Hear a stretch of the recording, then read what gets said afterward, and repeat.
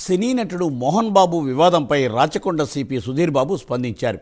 మోహన్ బాబు మనోజ్ వివాదంలో 3 ఎఫ్ఐఆర్లు నమోదు చేశామని తెలిపారు. మోహన్ బాబు అరెస్టు విషయంలో ఆలస్యం లేదని అన్నారు. మోహన్ బాబు దగ్గర మెడికల్ రిపోర్టు తీసుకోవాలని చెప్పారు. మోహన్ బాబుకు నోటీసులు ఇచ్చామని సిపి వెల్లడించారు.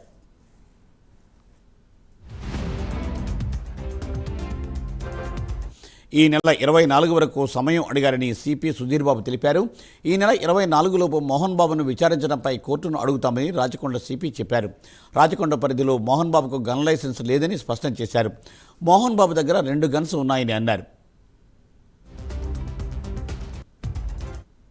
ఒక డబుల్ బ్యారెల్, ఒక స్పానిష్ మేడ్ రివాల్వర్ ఉందని రాచకొండ సిపి వెల్లడించారు. మోహన్ బాబుకు మరోసారి నోటీసులు ఇస్తామని అన్నారు. నోటీసులకు స్పందించకపోతే మోహన్ బాబును అరెస్ట్ చేస్తామని రాచకొండ సిపి ప్రకటించారు.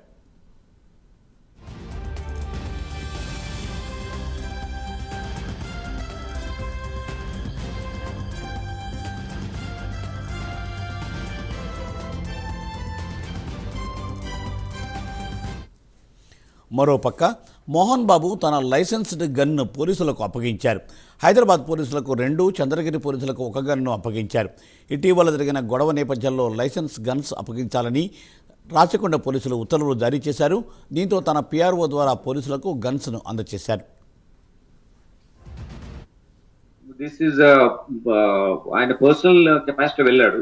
పోలీస్ ఇన్ఫర్మేషన్ కానీ పోలీస్ పర్మిషన్ కానీ లేదు. Because is undergoing treatment.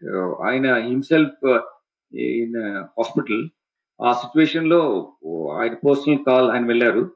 దీని గురించి చాలా ఎక్కువగా నేను I don't read between the lines. Will certainly take action as per law. Okay, this is ఆయన పర్సనల్ కెపాసిటీ వెళ్ళాడు.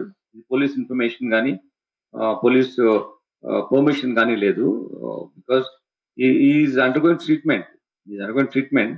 ఆయన హిమ్సెల్ఫ్ ఇన్ హాస్పిటల్. ఆ సిచ్యువేషన్ లో ఆయన పర్సనల్ కాల్ ఆయన వెళ్ళారు. దీని గురించి చాలా ఎక్కువగా నేను I don't read between the